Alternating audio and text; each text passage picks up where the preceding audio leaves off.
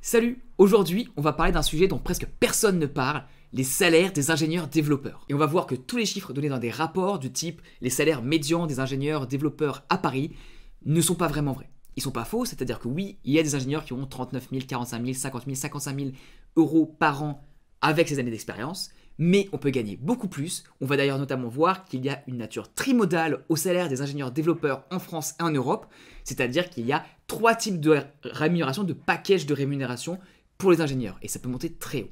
Comment est-ce que je sais ça? Non, j'ai pas la science infuse. Par contre, il y a un autre ingénieur qui a travaillé pour Uber dans le recrutement, qui a travaillé des années dans ce milieu-là, qui a compilé les salaires de dizaines, de centaines d'autres ingénieurs développeurs et qui a trouvé des tendances qu'on a vues nulle part ailleurs. Donc, il m'a donné l'autorisation de reprendre sa vidéo pour la commenter, il l'a donnée au YouTube français. Un grand merci à lui et on est parti. Commençons avec la première distribution des salaires pour ingénieurs développeurs. Note au montage, le son va être un peu moins bon pendant 1 minute, puis à nouveau pendant 30 secondes, et après tout redevient normal. Ici, les chiffres qu'il va utiliser sont ceux pour les Pays-Bas. Mais les chiffres pour la France sont très similaires. On a vu précédemment que c'était 60 000 euros versus 55 000 euros pour un ingénieur senior. Mais là, j'ai dit salaire, puisque dans cette première courbe de distribution, la rémunération, c'est le salaire. On n'a pas les bonus, on n'a pas les parts d'entreprise, les shares, les equity, dont on parlera plus tard dans la vidéo. C'est un salaire normal. En fait, cette courbe, elle correspond aux entreprises hyper locales, c'est-à-dire les entreprises qui recrutent dans un pays, qui vendent dans le même pays, qui sont implantées dans le même pays et qui donc vont pas être en compétition avec les entreprises à l'international. Elles vont vraiment être centralisées sur le pays dans lequel elles sont, c'est-à-dire ici la France. Maintenant, on passe à la deuxième courbe de distribution des rémunérations des ingénieurs développeurs. Alors là, vous voyez, c'est des bandes, hein. Donc c'est pas un salaire pour un ingénieur, tu peux gagner plus ou moins selon ce que tu négocies, selon ton expérience, selon l'entreprise dans laquelle tu vas. Mais ici, cette deuxième catégorie, c'est le top du market, c'est le haut du panier. Ici, les entreprises veulent embaucher les meilleures personnes du marché, donc elles sont prêtes à payer une grosse rémunération, c'est-à-dire au-dessus de toutes les autres entreprises d'avant, pour vraiment avoir les meilleurs. Et là, quand on dit payer, quand on dit rémunération, on parle d'un package total, on parle plus uniquement du salaire, puisque comme on l'a dit, il va y avoir des equity, il va y avoir des bonus. Les bonus, ils peuvent être liés à la performance financière de l'entreprise, au résultat qu'elle arrive à atteindre. Ça peut être aussi un bonus en fonction de vos performances. Pour ce qui est des equity, c'est beaucoup plus complexe. Ce qu'on connaît dans le grand public, moi y compris, c'est tout ce qui est les shares, les parts de l'entreprise qu'ils peuvent te donner, notamment dans les startups. Mais il y a beaucoup plus d'options et si vous voulez en savoir plus, je vous mets en description un article écrit par l'auteur de cette vidéo qui détaille tout ce qu'il faut savoir sur les equity. Donc pour ces entreprises qui sont de haut du panier, en général, elles vont payer entre 80 000 et 100 000 euros par an. Comme on l'a dit, ce salaire de 80 à 100 000 euros par an, c'est un package total. Ça peut être 60 000 en fixe, 4 000 en bonus ou 60 000 en fixe, 20 000 en bonus et 20 000 en equity. Ça dépend. Et ce sont les chiffres que vous allez trouver dans tous les rapports officiels. Enfin, ce sont les chiffres les plus hauts que vous allez trouver. Mais pour autant, c'est pas le haut du marché. Donc, ces entreprises qui payent au-dessus du marché, au-dessus de toutes celles qu'on connaît normalement, ce sont les entreprises qui vont recruter en haut du marché régional. C'est-à-dire, dans toute la zone Europe, vous allez être en compétition non pas seulement avec Paris, avec la France, mais aussi avec l'Angleterre, l'Allemagne, la Suisse, la Belgique, tous ces autres pays. Et donc, pour recruter les meilleurs talents au niveau de la zone Europe, les salaires vont être beaucoup plus élevés. En général, la base va être la même, donc on va tourner aux alentours de 60 à 80 000 de salaires fixes, mais il y aura beaucoup plus de bonus et beaucoup plus d'equity, de parts dans l'entreprise. Comment est-ce qu'il le sait? Parce qu'il a travaillé chez Uber en tant que recruteur, donc il les a recrutés ces personnes-là. Un débutant en tout début de carrière, un graduate qui sort d'école, le premier package est à 90 000 euros par an. Pour un ingénieur senior, cela peut aller de 170 à 180 000 euros par an de compensation totale, donc en incluant le salaire, bonus et les equity. Deux choses à noter sur ce type de rémunération.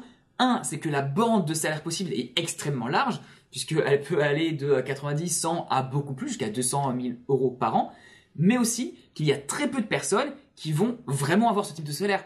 Même au sein d'une entreprise, au sein d'un pays, ça va être très très faible. Alors la question qu'on peut se poser, c'est pourquoi est-ce qu'on n'a pas ces informations ailleurs?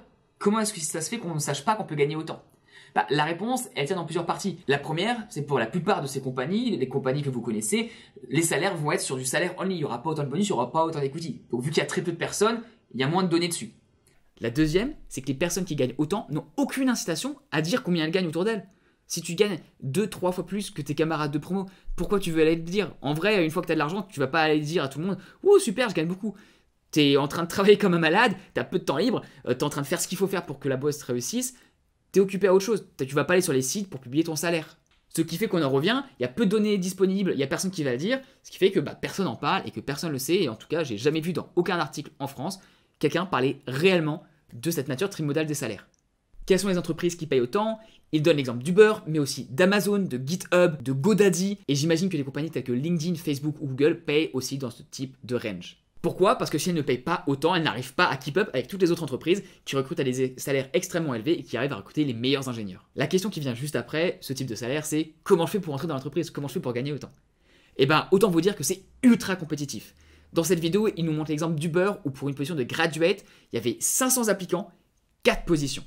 Donc très très dur d'y entrer, très sélectif. En général, ce sont des personnes qui ont beaucoup d'expérience dans le passé, qui ont déjà commencé à coder, commencé à faire des recherches quand ils avaient 12, 13, 14 ans, ou en tout cas lorsqu'ils sont entrés en école.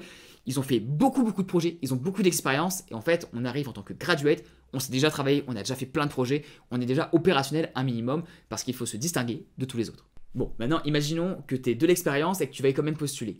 Dans ce cas-là, si tu veux mettre toutes les chances de ton côté, je t'invite à aller voir mes autres vidéos. J'ai fait une playlist sur comment réussir ton CV pour avoir un entretien et une autre sur comment réussir tes entretiens. Je te mets les liens à l'écran. Après cette vidéo, va les voir, c'est super cool. Une dernière remarque sur les conditions de travail au sein de ces 3 types d'entreprises. Dans les entreprises hyper locales, c'est là où vous pouvez avoir le meilleur équilibre de vie. C'est là où on peut travailler, de faire du 9h à 5h, de rentrer, voir, bon, en France peut-être 6h, 6h30, mais d'être quand même relativement relax, de pouvoir avoir une vie de famille, de faire plein de hobbies à côté.